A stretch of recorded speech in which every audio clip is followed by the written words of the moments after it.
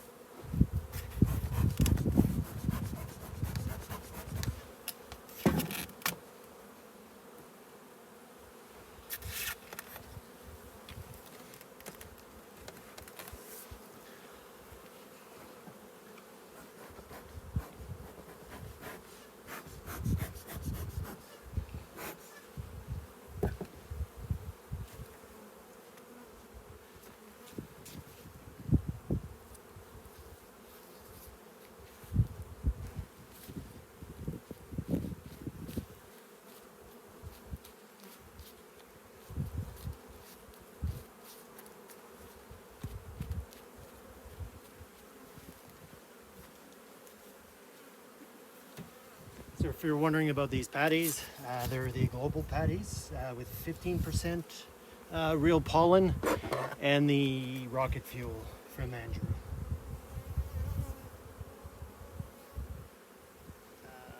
I just stay away from any of those subs that don't have real pollen on them. I just, no interest. And need to make sure my bees are healthy, so only the best.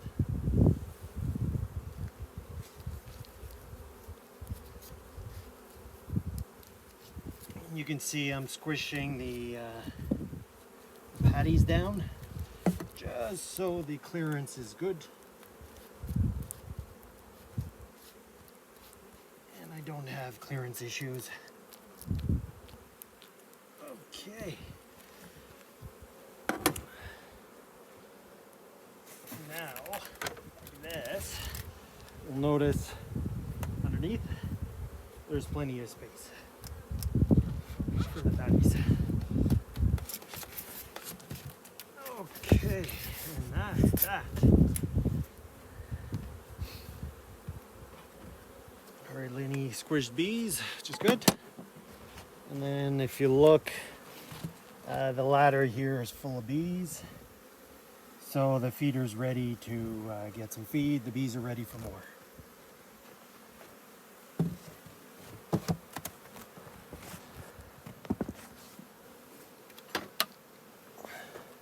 Okay, so just smoked them a bit. That top box weighs a ton, so plenty of stores. So I'm not too worried about winter prep. Oh. Okay, so some empty frames here that are good. We're able to pull that out. Empty frames here. So it should be fairly straightforward to merge the colony together. So you can see I'm not going to mess too much. What I'm looking for is eggs. Once I find eggs, I'm happy. So what I'm going to probably do is empty these frames out here and then merge these frames here because they look reserved. I might keep one of the newer frames available.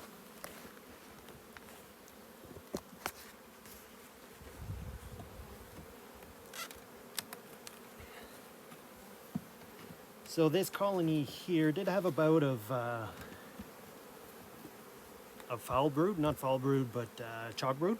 And so what I did, because it is a tall stack, I pulled the insert out and I added my pine boards just to help with moisture, because usually, because we're getting 20-25 degree swings close to zero almost every morning, so even midsummer. So what the wood actually helps to do is to help regulate some of that inside moisture. So it's called absorption, and it's a way of managing that. So I won't shake too many bees in this process because I don't want to damage the queen. So the goal is, and what I'll do is I'll do a good shake once this box is empty and on top. I'll use it as a funnel.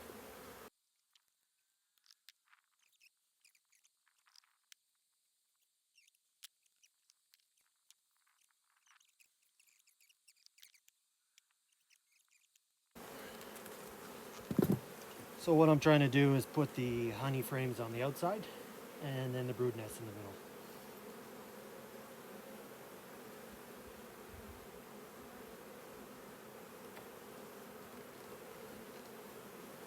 Okay, honey frame.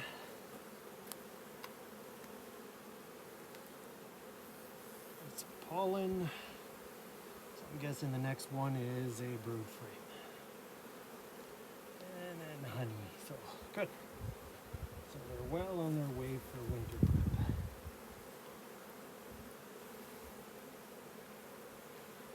Good stuff. Just shake this off now. This is a brood frame, like I said, which is good.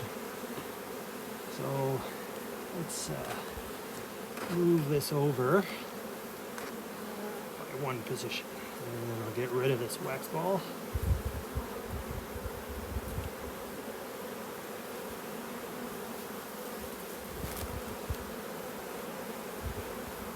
Okay.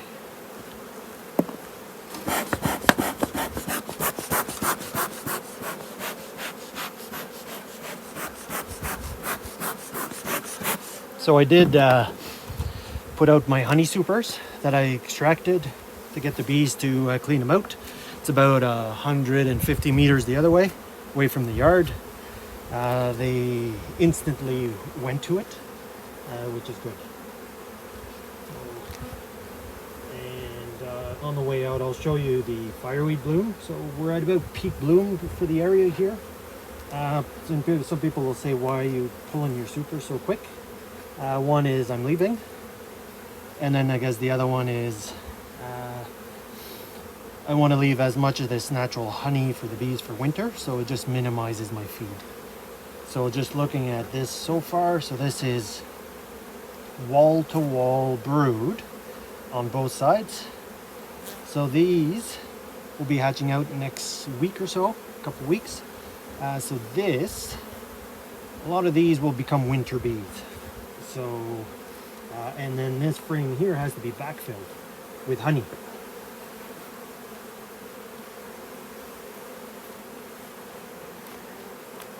Hence the reason I didn't worry too much about the chalk brood. It was likely the bottom frame. Just because it became difficult for them to manage, because adding a box changes the whole dynamics of the airflow in the box. So adding a box does take some adjustment. So understand, especially in colder climates, you need to understand the impacts of adding boxes and removing boxes. And there's another wall-to-wall frame. So once I see eggs, there's some young brood. The other one was just chock full. I'll see if the queen laid on the edge here. There's an egg. Good. So I know the queen's there. So all I need to do is be careful not to crush her. So this is another example of another full frame of brood. So hopefully we get into some honey, because this is a lot of brood. And it looks like it could be a honey frame.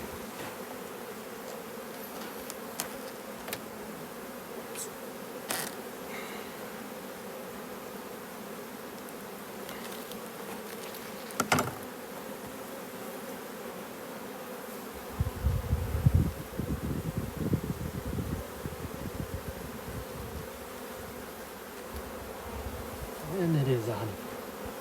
Good. That's look. Honey with a bit of pollen. And then some empty cells that they can feed. So good.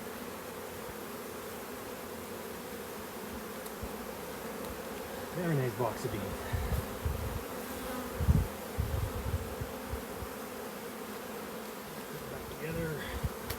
Got space for two, let's say that's 6 3-frames. So hopefully there's 3 good frames here to pick from. And hopefully I can spot the queen.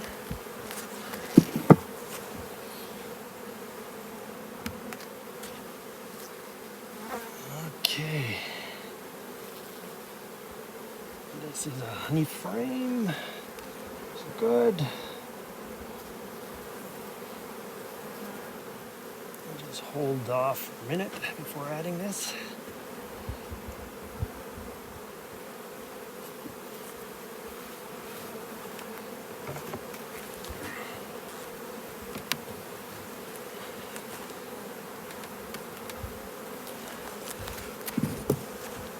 And like I said, I did spot eggs, so I know the queen's in there somewhere.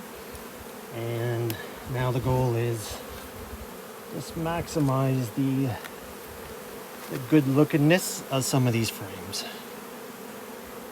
Don't believe, I think she might be marked. I'm not sure, I can't remember.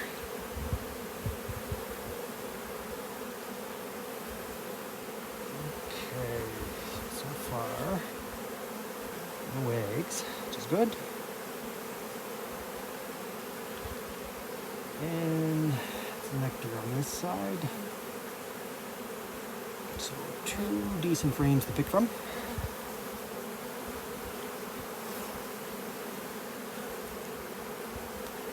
But it's, I've got 5 frames to look at.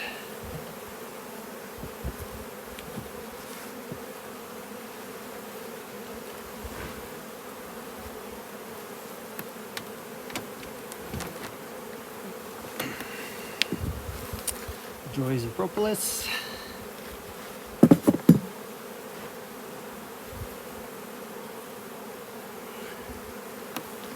Oh yeah, this is a very heavy honey frame, so it's going on for sure. Okay, and it's fully capped on this side. You see they've already filled in the brood nest right here. So this will go in here.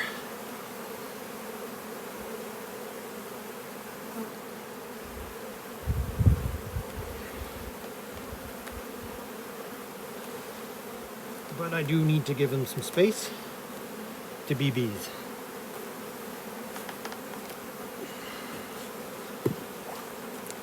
And that's fully capped honey.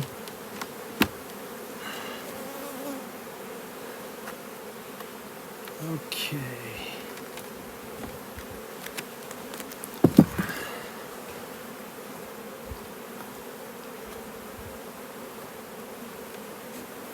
And another heavy frame.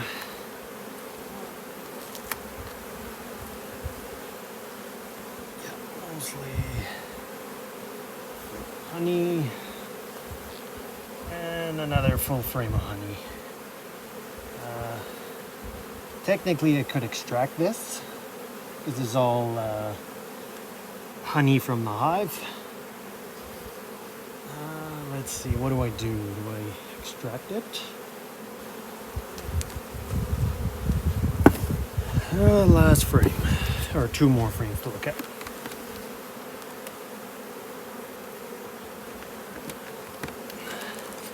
My extractor's all set up still, so I might just extract a couple of these frames and give them some new ones to draw out.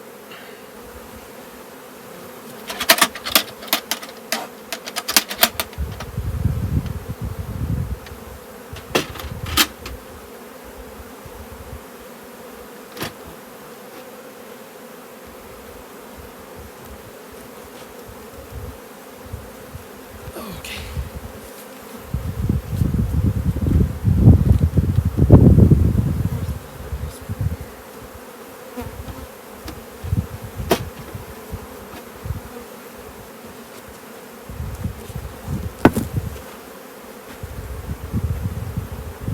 Here's my light. And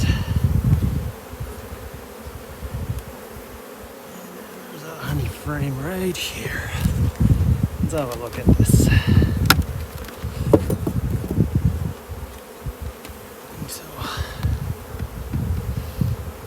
The one side's all drawn out.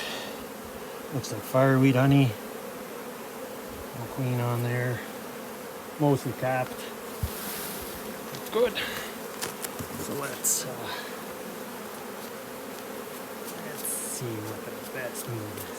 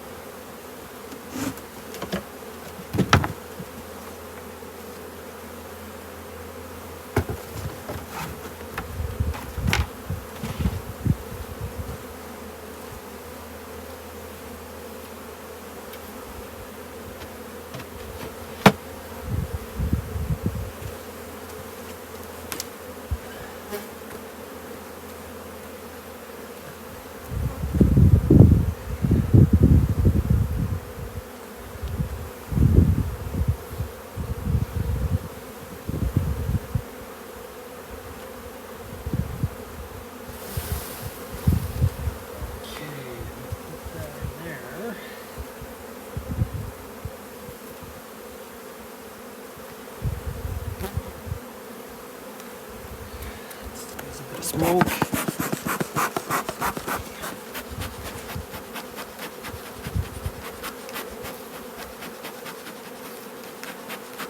Don't want to squish too many bees. We got one more frame to put in there.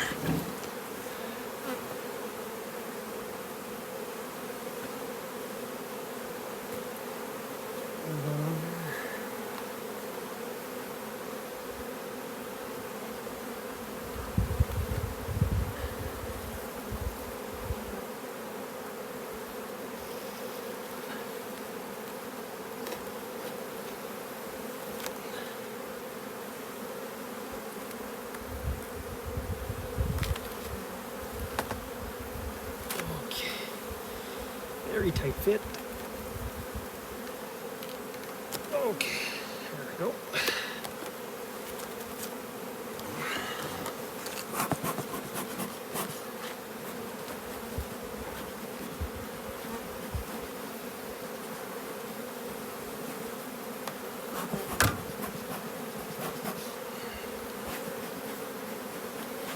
Okay, so now for the winter setup. Boards out.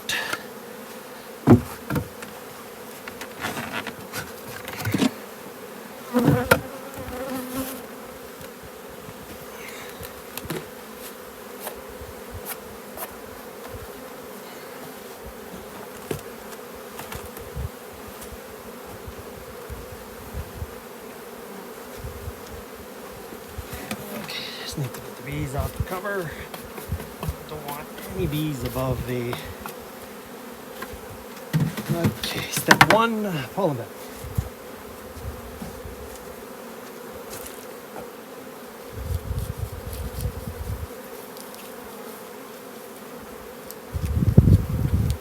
Okay.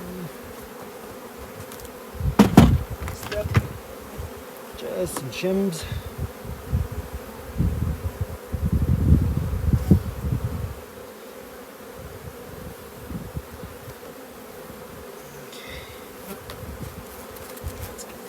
Back in the box.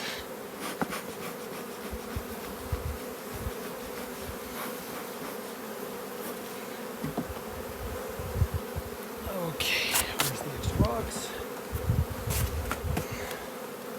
And we put the box on. Without squishing too many bees. There we go.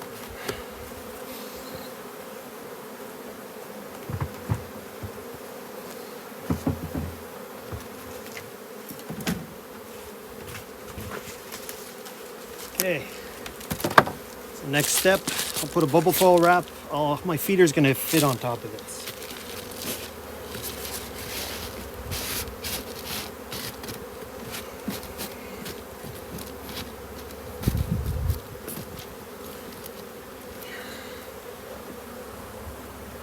If we look in here, see the hole here, that'll be where the feeder sits. But for now, what I'm gonna do is got this piece of styrofoam that is cut to size. My feeder's in the other yard, so I'll grab it and bring it after. And this slides on top. It'll fit on top of the feeder. And as I start using it, you'll see that's how I feed. The syrup stays nice and warm. Bees can take it up. Easy to fill without getting all these bees in the way. This here, styrofoam, I put a little string, so it makes it easier to pull up. So anyways, I'll close it up, and that colony is now ready to start the winter prep.